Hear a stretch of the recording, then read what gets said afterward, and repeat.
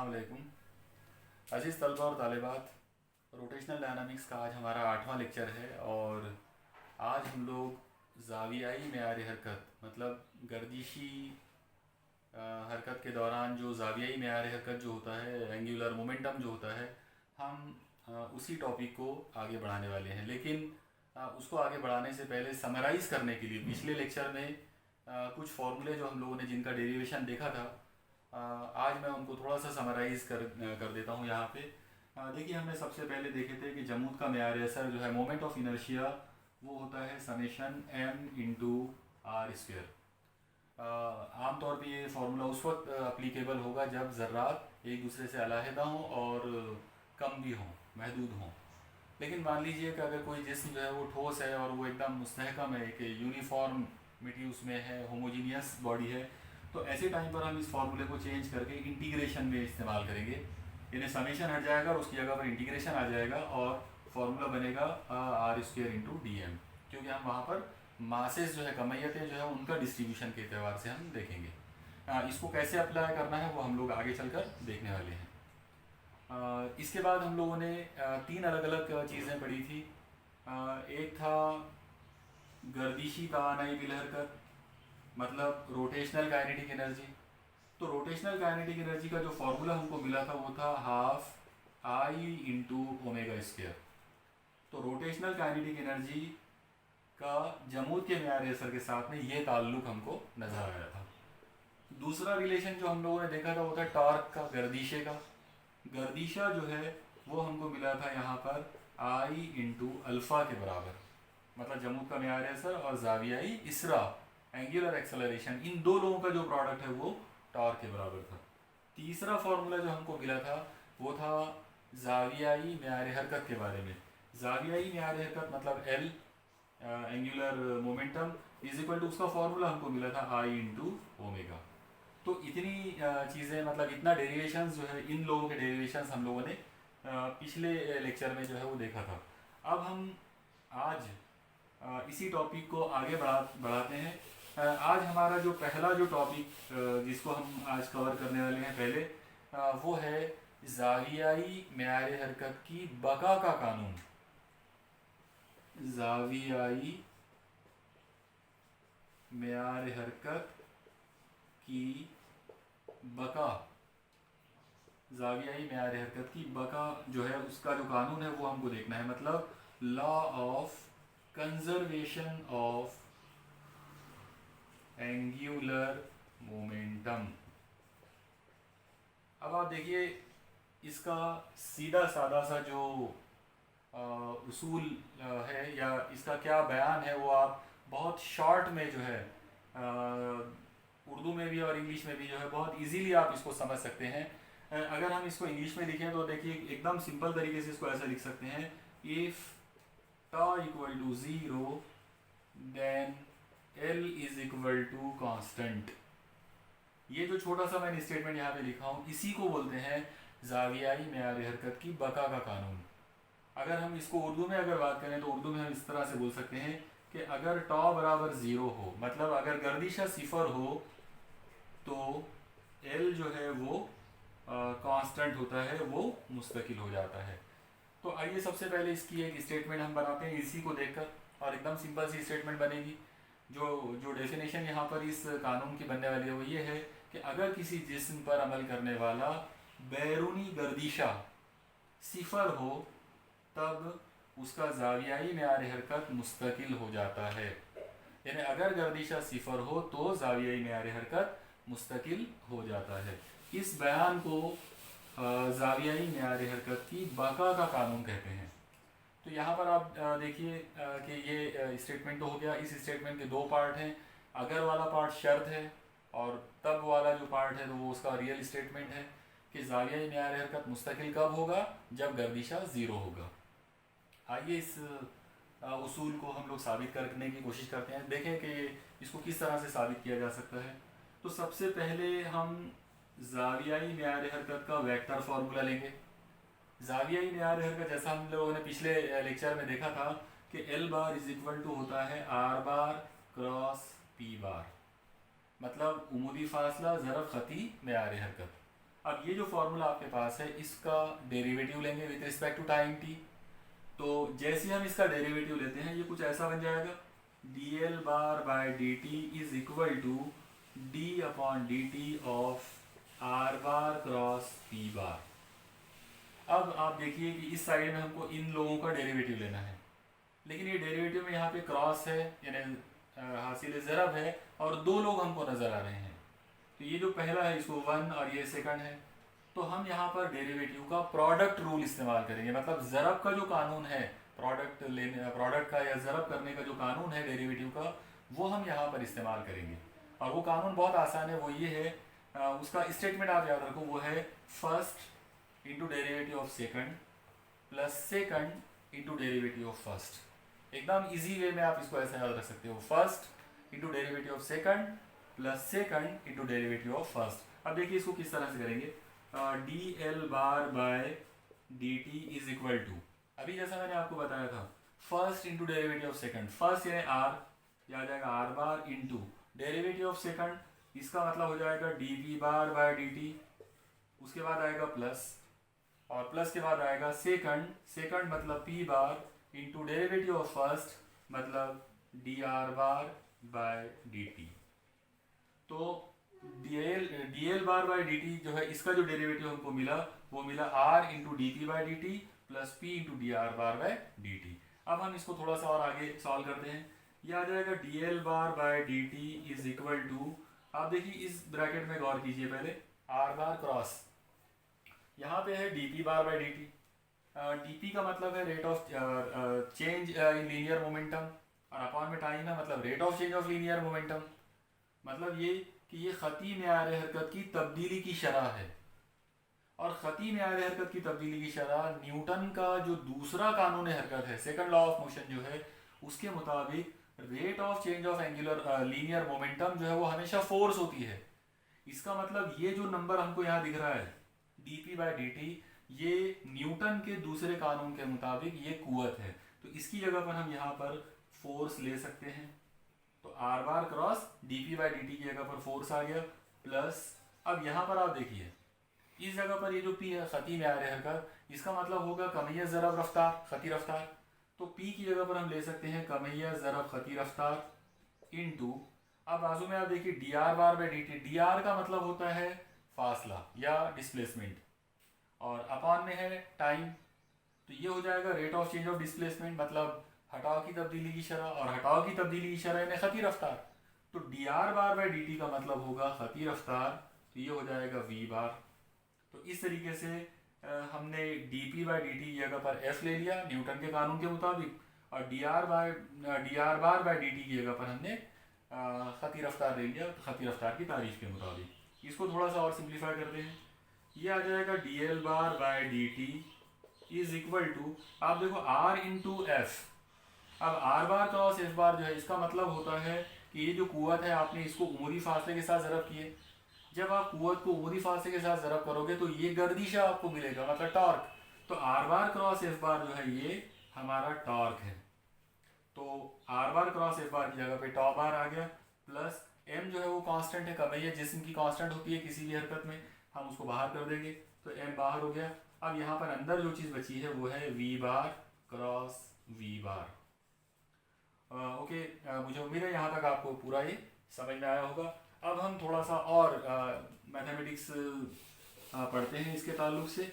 आप लोग देखिए यहाँ पर हमको ये एक ख़ास चीज़ नज़र आ रही है, वी बार क्रॉस वी बार, मतलब वी बार एक वेक्टर है और आप उसी को अपने आप के साथ क्रॉस ले रहे हो, तो आप एक रूल याद रखिए क्रॉस प्रोडक्ट का कि अपने आप के साथ में किसी भी वेक्टर का अगर आप क्रॉस लेंगे तो उसका जवाब ज़ीरो होगा।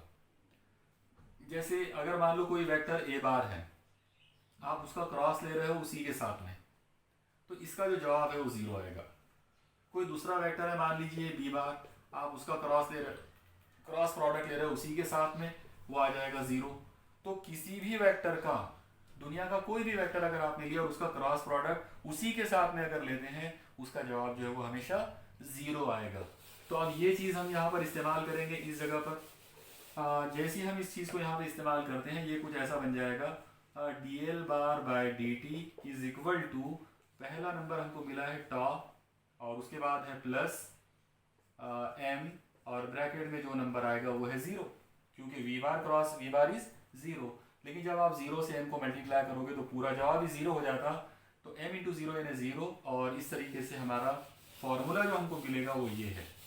तो आप लोग देखिए हमारे पास एक बिल्कुल नया एक नई स्टेटमेंट या एक नया एक डेफिनेशन हमको बल्कि यहाँ पर मिल गई है। हमको ये मिला कि टॉर्क जो है वो rate of change of angular momentum होता है।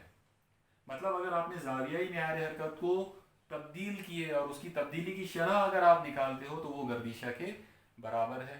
अब हम और आगे बढ़ाते हैं इसको। हमने जो शुरू में लॉ ऑफ कंजर्वेशन के अंदर जो बयान देखा था, उसका जो स्टेटमेंट देखा था वो ये था कि अगर गर्दिशा ज़ीरो हो तो, यानी गर्दिशा को हमको ज़ीरो लेना है, तो हम इसी चीज़ को यहाँ पर यूज़ करेंगे।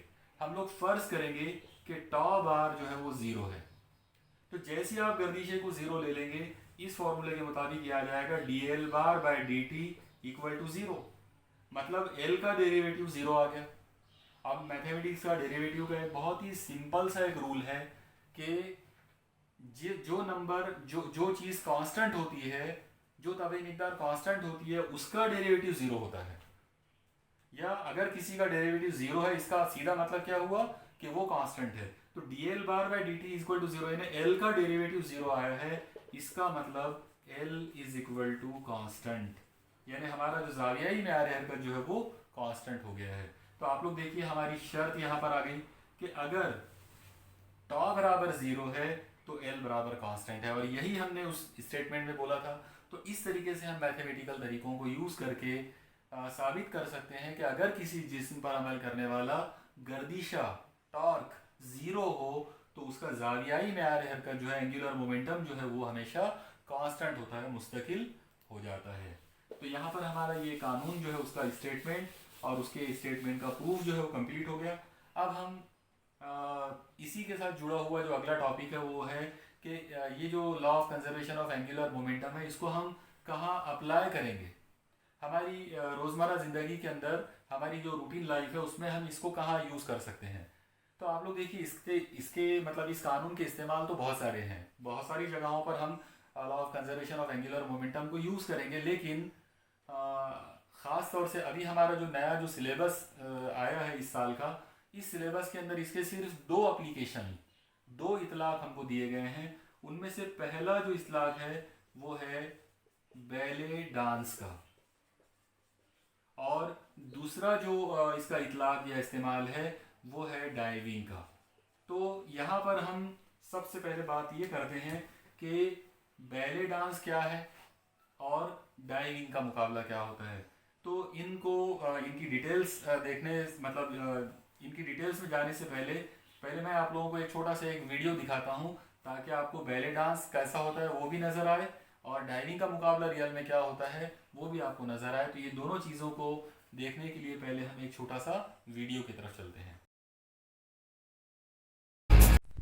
Welcome back. अभी अभी आपने वीडियो में देखा कि बैले डांस कैसे होता है, और साथ ही साथ आपने डाइविंग का जो मुकाबला है ओलंपिक्स में जो होता है तो वो भी किस टाइप का मुकाबला होता है वो देखा है। तो आइए इन दोनों को मतलब इन दोनों इस्तेमाल या ये जो दोनों एप्लीकेशंस जो हैं इसके पीछे का जो फिज़िक्स है वो अब हम लोग थोड़ा सा उस पर बात करते हैं। सबसे पहले हम देखें कि यहाँ पर अभी हमने बात किए थे कि अगर गर्दिशा जो है वो ज़ीरो है तो एल जो है वो कांस्टेंट है। तो अब हम इसी चीज़ को आगे बढ़ाते हैं। ये जो एल है, एल यानी ज़ावियाई मेयार हरकत, इसका खुद का फार्मूला होता है आई इंटू ओमेगा। तो अगर एल कांस्टेंट है इसका मतलब आई इंटू ओमेगा जो है ये कांस्टेंट होगा। अब यहाँ पर हम इस ओमेगा को शिफ्ट कर सकते हैं उधर, इसका मतलब ये आ जाएगा I is equal to constant upon omega. तो अब आप चाहो तो इसी को रूल बना सकते हो। इस पर से एक चीज़ हमको नज़र आ रही है और वो ये है कि I is proportional to one upon omega, मतलब जो हमारा जमूद का म्यार असर जो है वो ज़ावी रफ्तार के साथ इन्वर्सली प्रोपोर्शनल है, माकूस तनासुब में है। अगर आप जमूद का म्यार असर बढ़ाओगे तो ज़ावी रफ्तार कम होगी, अगर आप जमूद का म्यार असर कम करोगे ज़ावी रफ्तार बढ़ेगी। आप इसी चीज़ को तवातिर में मतलब फ्रीक्वेंसी में भी कन्वर्ट कर सकते हो। हम इसको ऐसा कर सकते हैं I is equal to constant upon ये जो ओमेगा है, अगर आप इसको तवातीर में कन्वर्ट करेंगे तो ये आ जाएगा 2 पाई × n। अब आप देखिए कांस्टेंट और 2 पाई n मतलब ये पूरा का पूरा जो नंबर है ये कांस्टेंट है, तो इक्वल टू और ये कांस्टेंट को अगर हटा दिया जाए तो ये हो जाएगा I प्रोपोर्शनल टू 1/n। मतलब यहाँ हमको एक नया रूल जो है वो ये मिला कि अगर किसी जिस्म का जमूद का मेयार असर बढ़ाते हैं तो उसके घूमने की तादाद, उसके घूमने की फ्रीक्वेंसी जो है वो कम होगी, और अगर मान लो उसका जमूद का मेयार असर कम करते हैं तो उसकी तवातीर जो है वो बढ़ेगी। यानी जमूद का मेयार असर और गर्दिशी तवातीर एक दूसरे के साथ माकूस तनासुब में है। अब इस चीज़ को अगर यूज़ करना है तो जैसा कि मैंने अभी आपको बताया था कि इसके दो जगह पर एप्लीकेशंस है, बैले डांस में और डाइविंग में। तो मैं यहाँ पर आपको सिर्फ उसको एक्सप्लेन करके बताता हूँ। आप लोग देखिए बैले डांस के दौरान इमेजिन कीजिए आप कि मान लो ये जो लाइन है ये एक महवर है, महवर गर्दिश है, और इस जगह पर आपको एक बैले डांसर को इमेजिन करना है। मान लीजिए कि ये बैले डांसर है, तो बैले डांसर के जो हाथ हैं उसको मैं दो अलग अलग पोजीशन में बनाऊंगा। पहली पोजीशन में उसकी इस तरह से बनाता हूँ, मतलब दोनों हाथ उसके फैले हुए हैं। अब दूसरी पोजीशन अगर लेते हैं तो दूसरी पोजीशन के अंदर हम बैले डांसर को ये इस तरह से इमेजिन कर सकते हैं कि मान लीजिए ये इस तरीके से ये उसके दोनों पैर हैं और यहाँ पर उसके दोनों हाथ जो है वो ये इस तरह से है। अब आप देखिए ये दो अलग अलग पोजीशंस में इस पोजीशन में उसने अपने हाथ फैला रखे हैं और इस पोजीशन में उसने अपने हाथों को करीब कर लिया जिस्म के। जब उसने हाथ फैला के रखा है तो ये जो फासला है ये है आर, और जैसा आप देख रहे हो कि आर बढ़ गया है। अब आर का ताल्लुक होता है, आपको मालूम है कि जमूद का मेयार असर होता है summation of m into R square. यहाँ पर आर की कीमत ज़्यादा है, जब आर की कीमत ज़्यादा होगी तो ऑटोमेटिक यहाँ पर आई की कीमत ज़्यादा हो जाएगी, मतलब जमूद का मेयार असर जो है वो बढ़ जाएगा। अब जैसी जमूद का मेयार असर बढ़ेगा तो इसके घूमने की जो तवातीर है वो तवातीर डाउन हो जाएगी। अब आप यहाँ पे गौर करें, यहाँ पर ये वाला जो फासला है ये आर है, मतलब महवर के साथ उसका जो हाथ है वो एकदम करीब है, उसकी बॉडी को उसने एकदम करीब कर लिया है। तो क्योंकि आर एकदम कम है, इसका मतलब इस फॉर्मूले के मुताबिक इसका जमूद का मेयार असर एकदम डाउन हो जाएगा, और अगर जमूद का मेयार असर कम है इसका मतलब यह है कि उसके घूमने की तवातीर जो है वो बढ़ जाएगी। तो इस तरह से बैले डांस के दौरान, मतलब जो डांसर जो होता है वो बैले डांस के दौरान अपने हाथों को इस्तेमाल करके अपने स्पीड को, अपने घूमने की जो उसकी जो स्पीड है, उसकी घूमने की जो तवातीर है उसको वो कंट्रोल करता है। जब उसे स्लो घूमना होता है, मतलब अचानक अगर मौसीकी जो है, म्यूज़िक जो है वो अचानक अगर स्लो हो जाए और उसे धीरे धीरे अगर घूमना हो तो वो अपने हाथ फैला देगा। जैसे हाथ फैलाएगा उसका मोमेंट ऑफ इनर्शिया बढ़ जाएगा, नतीजे में तवातीर कम हो जाएगी। अचानक अगर उसका म्यूज़िक जो है वो तेज़ हो जाता है और उसे अगर तेज़ी से घूमना होता है तो वो एक्स्ट्रा एनर्जी नहीं लगाएगा, बल्कि वो सिंपली क्या करेगा, वो अपने दोनों हाथों को जिस्म के करीब ला लेगा।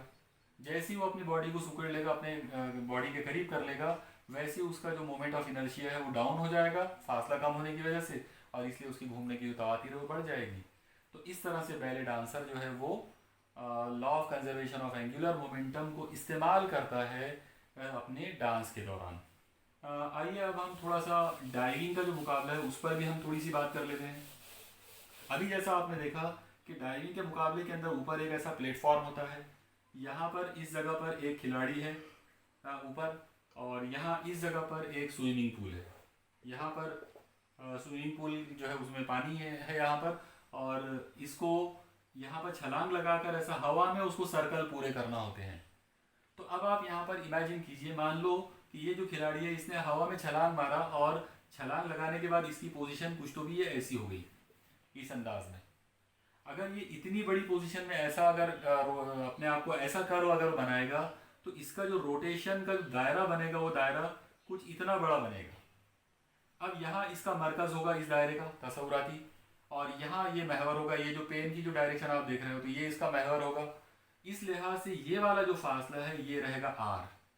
अब क्योंकि इसने अपने बॉडी को ज़्यादा फोल्ड नहीं किया है इसलिए इसका आर जो है, इसके लिए ये जो फासला है ये ज़्यादा रहेगा। और अब अगर इसका ये फासला अगर ज़्यादा है इसका मतलब ये हुआ कि इसका जो जमूद का मेयार असर होगा summation m into R square के फॉर्मूले के हिसाब से, क्योंकि आर ज़्यादा है इसलिए इसका जमूद का मेयार असर भी ज़्यादा होगा, और जैसे ही इसका मोमेंट ऑफ इनर्शिया बढ़ेगा इसकी तवातीर जो है वो डाउन हो जाएगी। इसका मतलब ये हुआ कि अगर इसने अपने बॉडी को ज़्यादा फोल्ड नहीं किया तो जमूद का मेयार असर तो इसका ज़्यादा रहेगा, लेकिन इसके घूमने की तातीर कम हो जाएगी। मतलब ये ज़्यादा सर्कल नहीं बना पाएगा पानी में पहुंचने से पहले। ये मुश्किल से 1-2 सर्कल कंप्लीट करेगा और उसके बाद पानी में पहुंच जाएगा। तो जाहिर सी बात है यहाँ इसकी तातीर कम थी। अब आप इमेजिन करो एक दूसरा खिलाड़ी है और उस दूसरे खिलाड़ी ने अपने बॉडी को इस तरीके से उसने अपने आप को फोल्ड किया है, यानी इतना ज़्यादा उसने फोल्ड कर लिया, बहुत ज़्यादा, पूरी तरह से वो बहुत ज़्यादा ऐसा इलास्टिक, बहुत ही फ्लेक्सिबल उसकी बॉडी है मान लो, और उसने बहुत फोल्ड कर लिया अपने आप को। तो जब ये सर्कल बनाकर जब ये घूमेगा तो आप इमेजिन कर सकते हो इसका छोटा सा सर्कल बनेगा ऐसा, ये इस सर्कल के अंदर यहाँ पे ऐसे घूमते जाएगा, रोटेट होगा। तो इसका महवर यहाँ से गुजरना है, ऐसे ये पेन जो है ये इसका महवर बन गया, इसके अतराफ ये ऐसा रोटेट हो रहा है। और अब इसका ये वाला फासला आप देखो, ये फासला कम है यार महवर के साथ उसकी बॉडी का जो फासला है, क्योंकि उसने बहुत फोल्ड किया है, बहुत सुकेड़ लिया है उसने अपने आप को, इसलिए उसका आर जो होगा वो कम होगा। और क्योंकि उसका फासला कम हो गया, इसका मतलब उसका जमूद का मेयार असर डाउन हो गया। और law of conservation of angular momentum जो हमने अभी देखे थे, उसके मुताबिक अगर जमूद का मेयार असर डाउन होता है तो उसकी तातीर बढ़ जाएगी। इसका मतलब ये ज़्यादा मरतबा कम वक्त में ज़्यादा रोटेशन ये कंप्लीट करेगा और फिर बाद में ज़्यादा राउंड्स कंप्लीट करके ये पानी में जाएगा। तो जाहिर सी बात है ये वाला जो खिलाड़ी है जिसने ज़्यादा रोटेशंस कंप्लीट किए ये जीतेगा इस कंपटीशन को। तो इस तरीके से डाइविंग का जो मुकाबला होता है उसके अंदर हम law of conservation of angular momentum को इस्तेमाल कर सकते हैं, या इस तरीके से उसको किया जाता है। मुझे उम्मीद है, बल्कि यकीन है कि आपको ये पूरा आर्टिकल जो है वो बहुत अच्छे से समझ में आया होगा। अब हम अपने अगले टॉपिक की तरफ चलते हैं। हमारा जो अगला जो टॉपिक हमको यहाँ पर अभी देखना है वो है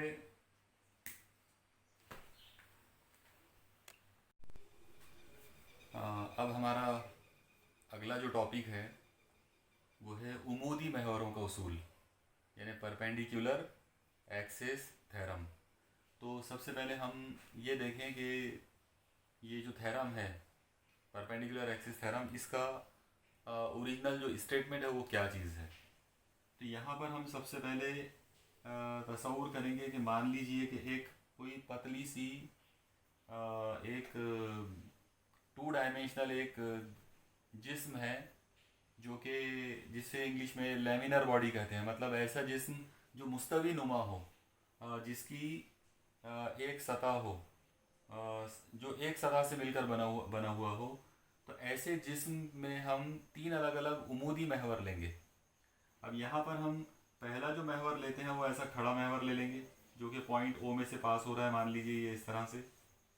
अब 2 महवर इससे उमूदन लेना है, मतलब इस महवर से उमूदन लेना है, और वो दोनों महवर इसकी सतह में हो, यानी इस जिस्म की सतह में हो।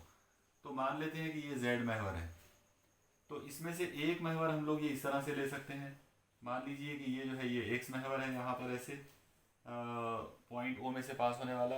और अब एक्स से और जेड दोनों से उमूदन तीसरा एक और महवर लेंगे, लेकिन वो भी इसकी सतह में लेंगे। तो फ़र्ज़ कर लेते हैं कि वो तीसरे वाला महवर जो है वो ये वाला है, इस तरह से। तो ये वाई महवर है। अब आप देखिए कि टोटल मिलाकर यहाँ पर 3 महवर हैं, एक्स वाई और जेड। तीनों महवर एक दूसरे के साथ उमूदन है, आपस में म्यूचुअली परपेंडिकुलर है। मतलब एक्स और वाई के दरमियान का एंगल 90 है, वाई और जेड के दरमियान का एंगल 90 है, और उसी तरह से जेड और एक्स के दरमियान का एंगल भी 90 है, म्यूचुअली परपेंडिकुलर है। लेकिन एक्स और वाई महवर सतह में है और जेड महवर सतह से उमूदन है।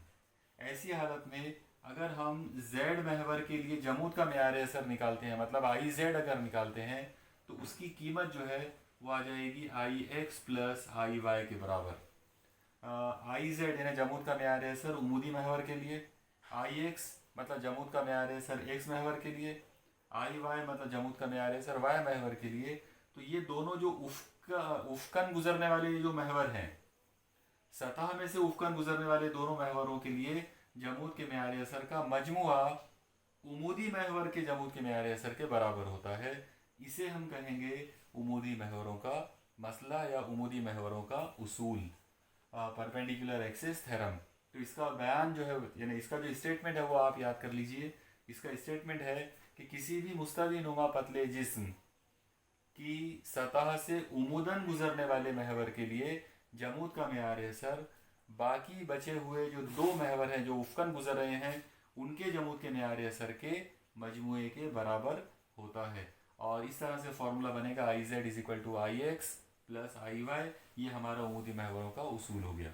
अब हम यहाँ पर इस उसूल को या ये जो हमारा थ्योरम जो है तो इसको हम प्रूफ करेंगे।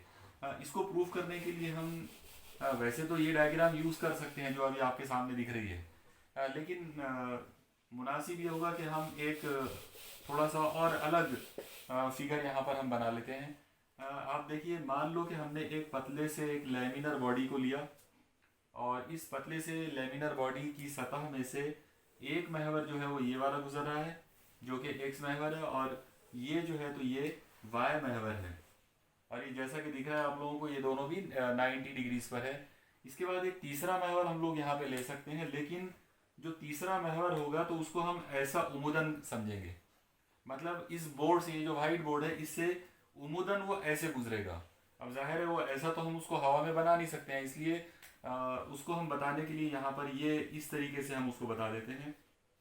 तो मान लो कि ये जो रेड कलर में जो आप महवर देख रहे हो तो ये जेड महवर है और ये महवर इन दोनों से मतलब एक्स और वाई से और ये पूरी सतह से उमुदन गुजर रहा है। ये वो ऐसे गुजर रहा है यहाँ पे सामने। अब हम यहाँ पर इमेजिन करते हैं कि ये जो पॉइंट है तो ये ओ है, मतलब मबदा या ओरिजिन ले सकते हैं आप। इन तीनों महवरों का मबदा है, वो ओरिजिन है। अब आप इस जिस्म का एक छोटा सा एक अंसरी हिस्सा, एक छोटा सा एलिमेंट्री पार्ट जो है वो आप इसका ले सकते हो। इमेजिन करो आप लोग कि यहाँ पर मैंने एक छोटा सा एलिमेंट्री पार्ट लिया हूँ जिसका नाम है P और जिसकी कमैयत है dm। मतलब उसकी जो कमैयत है वो हम लोग हमेशा डिफरेंशियल फॉर्म में लेंगे dm। तो इस P हिस्से के तीनों महवरों के लिए अलग अलग फासले होंगे। अगर मैं इसका फासला यहाँ पर x महवर से अगर लेता हूँ तो ये फासला जो है आप देख रहे हो कि ये y से मुतवाजी हो रहा है, इसलिए हम लोग इसका नाम रखेंगे यहाँ पर y। अगर मैं इसका फासला y महवर से लेता हूँ ये इस तरह से, तो ये मुतवाजी होगा x से, इसलिए मैं इसका नाम x रख सकता हूँ यहाँ पर। इसको यहाँ पर भी दिखाया जा सकता है और ये y को यहाँ भी दिखा सकते हैं। उसी तरीके से अगर आप z महवर का फासला लेंगे तो इसका z महवर का फासला ये वाला होगा, हम इसका नाम r रख सकते हैं। तो टोटल मिलाकर इस डायग्राम के अंदर जैसा आप देख रहे हो, इस डायग्राम में हमने एक बेतरतीब सा मुस्तवी नुमा एक पतला जिस्म लिए जो कि इंग्लिश में जिसे लेमिनर बॉडी या लेमिनर ऑब्जेक्ट कहेंगे। इसका जो टोटल जो मास है, मान लेते हैं कि इसका जो मास है वो कैपिटल M है और इसका एक एलिमेंट्री पार्ट जो है वो ये वाला हिस्सा है। ये छोटा सा जो पार्ट दिख रहा है तो ये इसका एक एलिमेंट्री पार्ट है, एक छोटा सा हिस्सा जिसका नाम P है और उसकी कमैयत dm है। और इसमें से हमने एक मुहद्दिदी निज़ाम तैयार किया तीन महवरों का, x, y और z का। इसमें से x और y महवर सतह में से गुजरेंगे लेकिन z महवर सतह से उमूदन गुजरा, ऐसे खड़ा गुजर रहा है। तो जैसा कि ये डायग्राम से आपको नज़र आ रहा है कि अगर आप x महवर का पॉइंट P का फासला x महवर से अगर लोगे तो पॉइंट P का x महवर का फासला होगा y। अगर आप y महवर का फासला लेंगे तो वो होगा x, और अगर आप z महवर का फासला लेंगे तो वो है r। इस चीज़ को देखकर हम यहाँ पर जमूद के मेयार असर को लेकर तीन अलग अलग फार्मूले बना सकते हैं।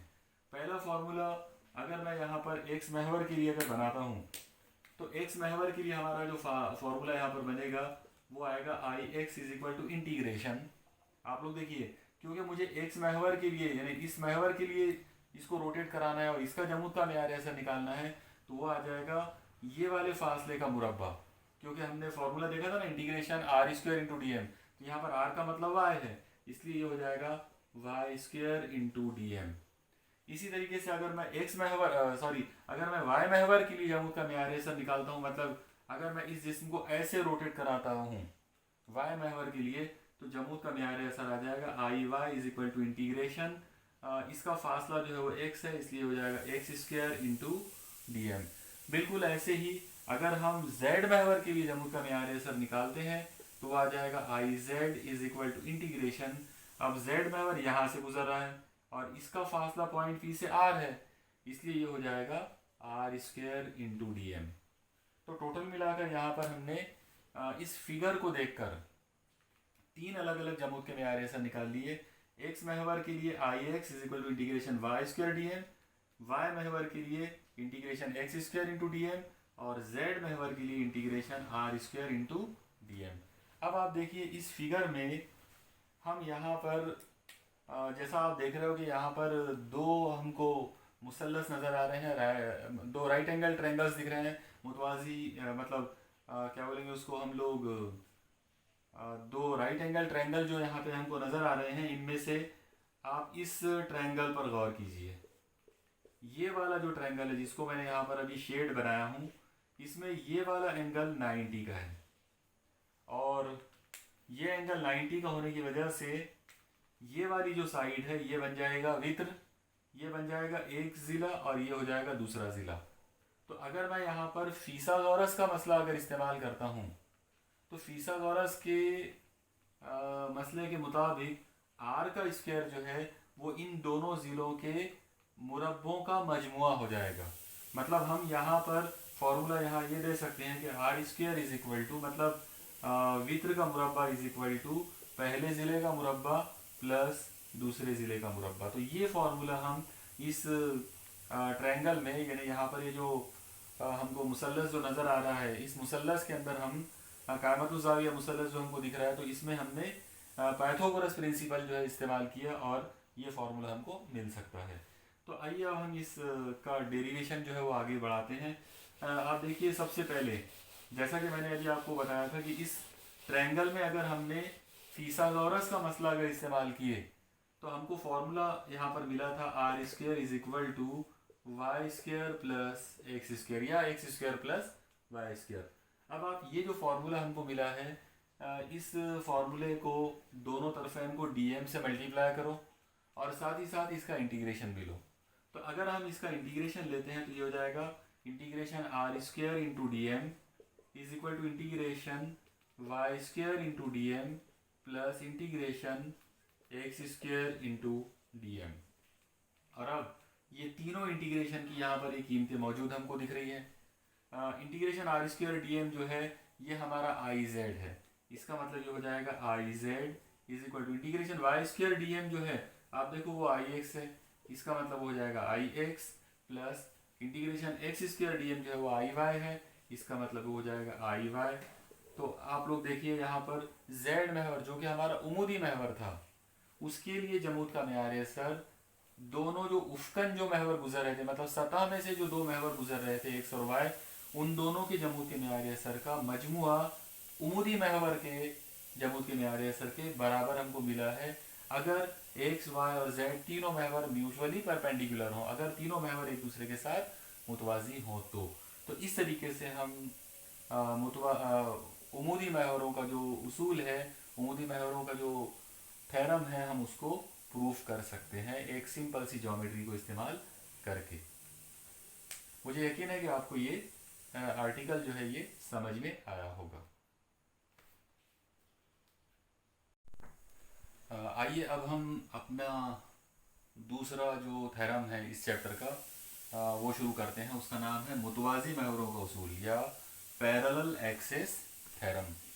तो आप लोग देखिए सबसे पहले इस थ्योरम को समझने से पहले हम यहाँ पर एक जिस्म लेते हैं। मान लो कि ये एक बेतरतीब सा जिस्म है और जैसा कि आपको पता है कि हर जिस्म के अंदर एक मरकज़ कमियत होता है, सेंटर ऑफ मास।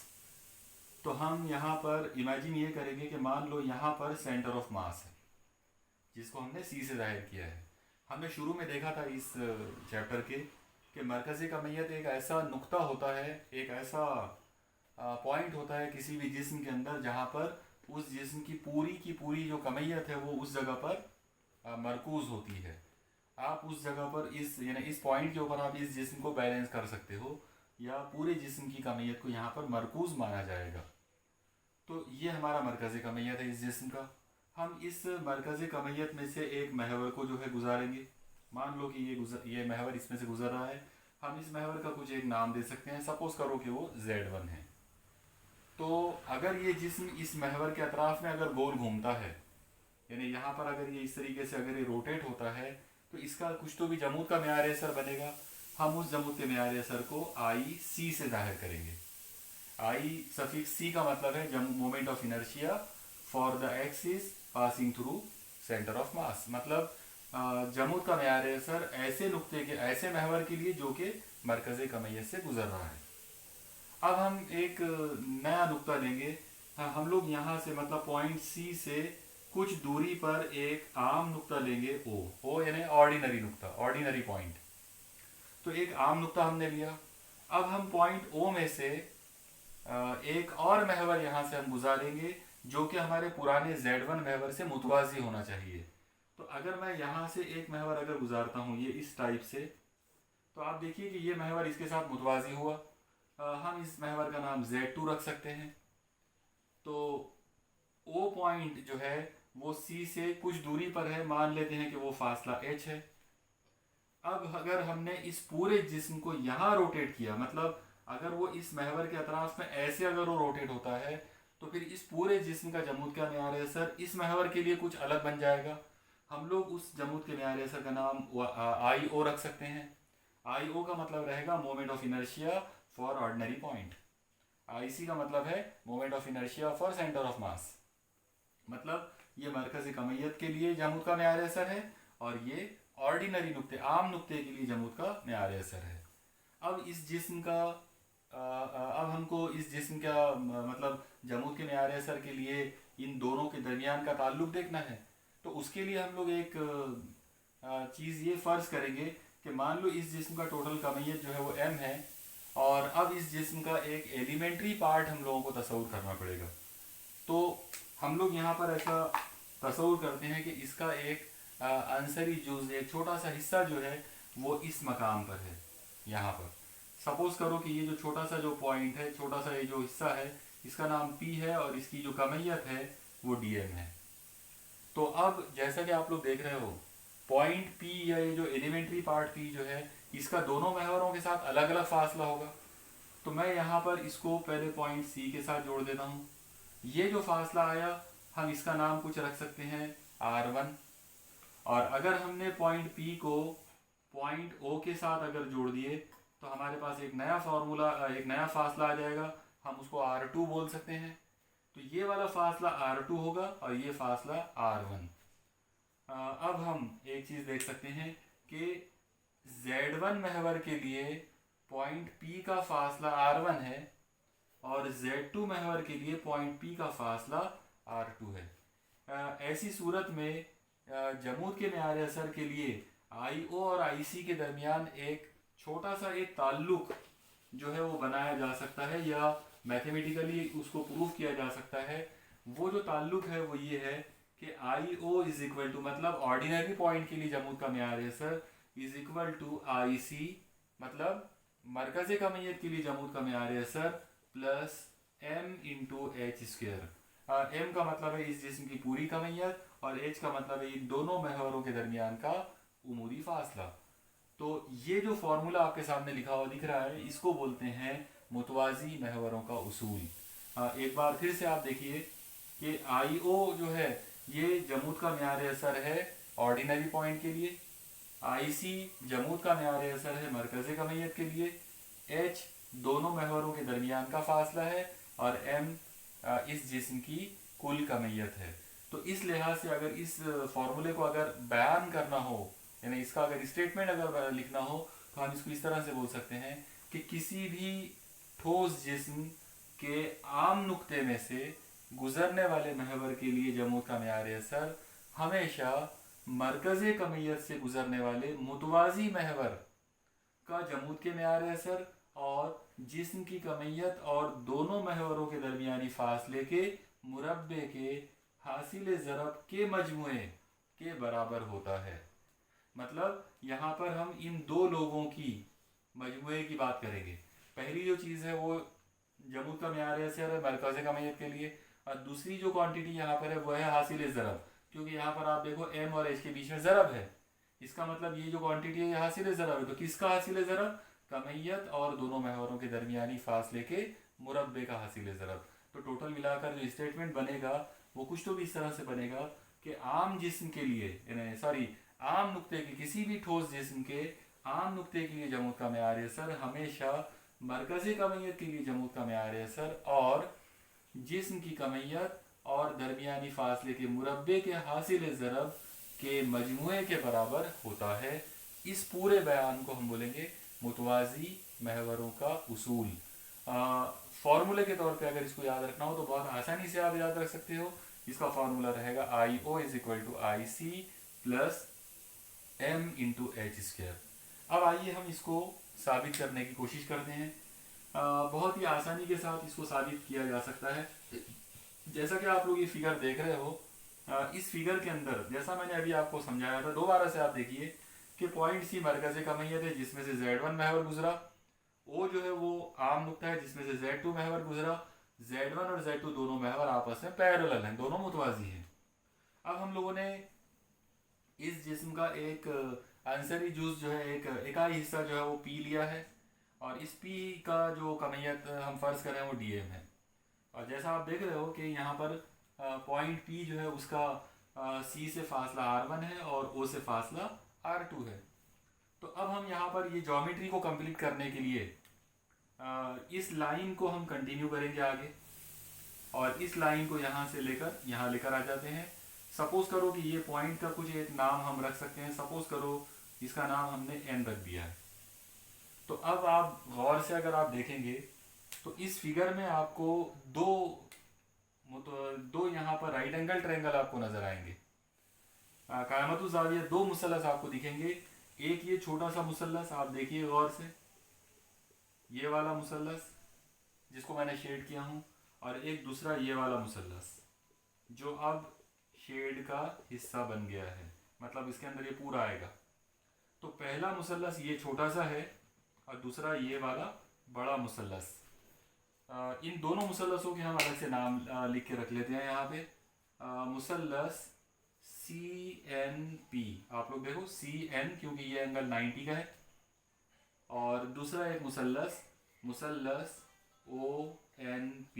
तो इस तरह से हमारे पास दो यहाँ पर कायमतु ज़ाविया मुसल्लस हमको नजर आ रहे हैं, CNP और ONP। अब इन दो मुसल्लसों के अंदर हम फीसागोरस का मसला जो है वो इस्तेमाल कर सकते हैं।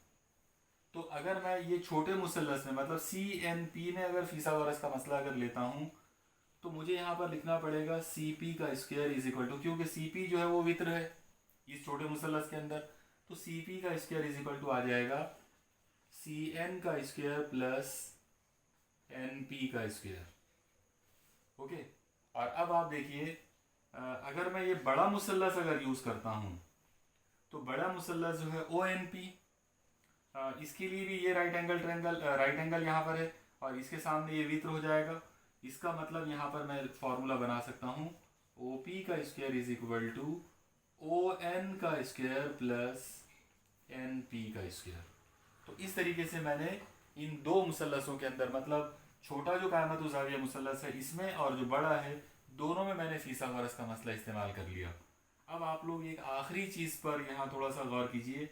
आप लोग देखो O से लेकर N तक ये जो फासला है टोटल, O से लेकर N तक ये फासला है O से लेकर C तक और C से लेकर N तक। इसका मतलब अगर मुझे यहाँ पर ON की कीमत अगर लिखना हो तो मैं इस जगह पे लिख लेता हूँ, यहाँ पे ON इज इक्वल टू, आप देखो O से लेकर N तक का टोटल फासला हो जाएगा O से लेकर C तक प्लस C से लेकर N तक, मतलब OC प्लस CN। तो ये हमारा ON की कीमत आ गई। अब हम इस फिगर में या इन दोनों ट्रायंगल्स के अंदर ये जो ज्योमेट्री के जो उसूल हैं, फीसागोरस का जो मसला है, इसको हम लोग इस्तेमाल करके यहाँ पर इसको आगे बढ़ाने की कोशिश करते हैं। आप लोग देखिए, सबसे पहले जैसा कि आप लोग देख रहे हो बड़े वाले ट्रायंगल के लिए हमको फॉर्मूला मिला था OP square is equal to ON square plus NP square. अब आप देखिए ON की कीमत क्या थी, OC प्लस CN, तो वो चीज़ हम यहाँ रख सकते हैं। इसका मतलब ये आ जाएगा OP square is equal to bracket OC plus CN पूरे ब्रैकेट का स्क्वायर प्लस NP का स्क्वायर। अब आप गौर कीजिए ओ पी का स्क्वायर इज इक्वल टू, यहाँ पर आप देखो ए प्लस बी जैसा हो गया, ए प्लस बी होल स्क्वायर जैसा हो गया। तो बाइनोमियल एक्सपांशन का जो फॉर्मूला हमारे पास है, A plus B whole square is equal to होता है A square plus 2ab plus B square. तो वो फॉर्मूला आप यहाँ लगा सकते हैं। वो फॉर्मूला आ जाएगा O C square plus 2 times O C into C N plus C N का स्क्वायर। आप लोग देखो A square plus 2ab plus B square, वो फॉर्मूला हमने अप्लाई कर दिए। उसके बाद प्लस में यहाँ पर पहले से जो मौजूद है वो एन पी का स्क्वायर है। अब आप इस फॉर्मूले में इस नंबर पर गौर कीजिए जिसको मैंने अंडरलाइन किया हूँ, C N square plus N P square. आप देखो C N square plus N P square ये हमारा सी पी स्क्वायर है, छोटे मुसल्लस के से हम लोगों ने मालूम किया था। हम ये चीज़ यहाँ ला के रख सकते हैं। इसका मतलब ये हो जाएगा O P square is equal to O C square plus 2 times O C into C N plus, ये दोनों मिलकर जो है, ये दोनों आप देखिए C N square plus N P square क्या है, ये सी पी स्क्वायर। तो यहाँ पर हम लिख सकते हैं सी पी स्क्वायर। अब ये जो कुछ भी आपके सामने अगर जो इक्वेशन वगैरह जो मिली है, मतलब फिथागोरस का मसला इस्तेमाल करके हमने जो कुछ भी मालूम किया है, उस फिगर में से हम कुछ और चीज़ें इसमें ला के रख सकते हैं। जैसे ओ से लेकर पी तक हमने R2 लिया था, तो ये हो जाएगा R2 का square is equal to O से लेकर सी तक का square plus 2 times O C into C N plus, अगर आप इसको देखेंगे सी से लेकर पी तक हमने इसको R1 लिया था, तो ये R1 का स्क्वायर हो जाएगा। अब ये जो फॉर्मूला आपके सामने जो दिख रहा है, ये जो पूरी इक्वेशन जो है, इसको आप दोनों तरफेन को जो कमैयत हमने लिए थे एलिमेंट्री पार्ट की dm, तो हम इसको dm से मल्टीप्लाई करेंगे और उसके बाद साथ ही साथ हम इसका इंटीग्रेशन भी लेंगे। तो अगर हम दोनों साइड का इंटीग्रेशन अगर लेते हैं तो ये हो जाएगा integration R2 square into D M is equal to integration O C square into D M plus integration 2 times O C into C N into D M plus integration R1 square into D M. तो आप लोग देखिए दोनों side को पहले DM से multiply भी किया और साथ में इंटीग्रेट भी कर लिए। अब अगर आप इस पर गौर करेंगे, integration R2 square into D M, ये इंटीग्रेशन जो है ये जमूद का म्यार है सर जाहिर करेगा पॉइंट O के लिए, क्योंकि R2 जो है वो नुक्ता O का फासला था। इसका मतलब ये जो चीज़ है तो ये IO है, इसलिए मैं इसकी जगह पर IO ले सकता हूँ। तो यहाँ पर इसकी जगह पर IO आ गया। इस साइड में आप देखो O से लेकर C तक जो है वो एक फासला है, तो हम O से लेकर C तक जो फासला हमने डायग्राम के अंदर देखा था वो फासला था H। इसका मतलब मैं इसकी जगह पर H ले सकता हूँ और वो कांस्टेंट है, इसलिए मैं उसको इंटीग्रेशन के बाहर कर देता हूँ। तो H स्क्वायर बाहर, बाजू में इंटीग्रेशन के अंदर बाकी बचेगा इंटीग्रेशन dm। इसके बाद प्लस यहाँ पर आप देखो 2 टाइम्स OC जो है वो H है, तो हम उनको भी बाहर कर सकते हैं। तो 2H बाहर, इंटीग्रेशन के अंदर जो चीज़ बचेगी वो है Cn into D M plus, अब आप इस पर गौर करो, integration R1 square into D m, R1 जो है वो नुक्ता C का फासला था, इस लिहाज से ये वाला जो इंटीग्रल है ये जमूद का म्यार है सर बन जाएगा पॉइंट C के लिए। इसका मतलब ये पूरा इंटीग्रेशन जो है ये बन जाएगा IC। तो आप देखो ये वाला इंटीग्रेशन IO बना, ये वाला जो आखिरी वाला इंटीग्रेशन है ये IC बन गया, और OC जो है वो H था तो वो हमने उसको कांस्टेंट की वजह से बाहर कर दिया। अब आप देखिए इस स्टेप के अंदर दो इंटीग्रेशन जो है उनके आपको कीमतें जो है वो ध्यान में रखना पड़ेगा। इंटीग्रेशन dm, इसका मतलब होता है कि उस जिस्म के जितने भी इकाई हिस्से होंगे उन सब की कमैयतों का अगर मजमुआ लेते हैं, जाहिर है वो आ जाएगा टोटल कमैयत m, कैपिटल M। उसी तरीके से अगर आप integration Cn into D M, ये चीज़ अगर आप लोग लेते हैं तो ये इसकी कीमत जो है वो हमेशा ज़ीरो आएगी। ये इंटीग्रेशन का एक स्टैंडर्ड फार्मूला है। असल में C से लेकर n का मतलब ये होगा कि आप मरकज़ कमैयत को पॉइंट C पे ला के इमेजिन कर रहे हो, और पॉइंट C जो है वो खुद ही मरकज़ कमैयत है, तो इस लिहाज से मरकज़ कमैयत का अपने आप के साथ में जो फासला है वो ज़ीरो लेना पड़ेगा, और इस लिहाज से ये जो इंटीग्रल है ये ज़ीरो हो जाएगा। तो अगर आपने ये दोनों कीमतें यहाँ इस फार्मूले में लाकर अगर रखते हैं तो आप देखो ये फॉर्मूला जो है ये क्या बन जाएगा, ये होगा I O is equal to H square into integration D M जो है उसकी कीमत हो जाएगी capital M plus 2 times H, ये वाला जो इंटीग्रेशन है इसकी कीमत हो गई है 0 प्लस ये आखिरी वाला जो इंटीग्रेशन है वो है आई सी। तो इस तरीके से हमने तमाम वैल्यूज़ जो है वो इस इक्वेशन में ला के रख दिए। अब हम इसको तरतीब से लिख लेते हैं। आप लोग देखिए अगर इसको तरतीब से लिखा जाए तो ये आएगा आई ओ इज इक्वल टू वो जो आई सी है हम उसको पहले लिख लेते हैं प्लस ये एच स्क्वेयर एम है हम इसको लिख सकते हैं एम इंटू एच स्क्वेयर, और ज़ीरो की वजह से ये पूरी टर्म गायब हो गई। तो हमारे पास ये एक फार्मूला मिला I O is equal to I C plus M H square. आप लोग देखो यही हमारा मुतवाज़ी महवरों का उसूल है।